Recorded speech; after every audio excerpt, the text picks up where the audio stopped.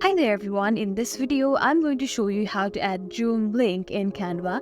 So let's say this is just a random page. Suppose this is a Zoom invitation and you have to tap the link right over here, right?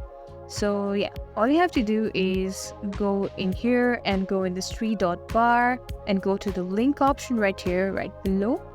And there you can simply tap the actual Zoom link over here, copy and paste it over here.